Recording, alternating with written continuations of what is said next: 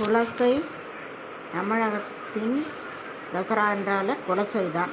மைசூர் தசராவை மிஞ்சும் வகையில் தமிழ்நாட்டின் தென்கோடி கடற்கரையில் மகிஷாசுரனை சக்தியின் அம்சமான முத்தாரம்மன் சம்ஹாரம் செய்கிறாள். சங்க காலத்தில் குலசேகரப்பட்டினம் தென்மறைநாடு என்று அழைக்கப்பட்டது.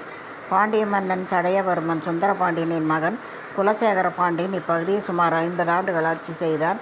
கேரள மன்னனை வெல்ல குலசேகர பாண்டியன் படையெடுத்த போது அவன் கனவில் முத்தாரம்மன் தோன்றி அருளாசி வழங்கினாள்.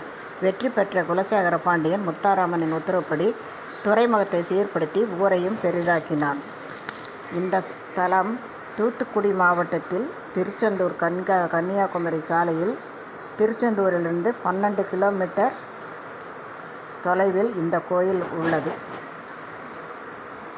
10ஆம் நாள் பிற்பகலில் தசமி திதியில் சுவாமி, அம்பாள் மற்றும் பரிவார மூர்த்திகளுக்கும்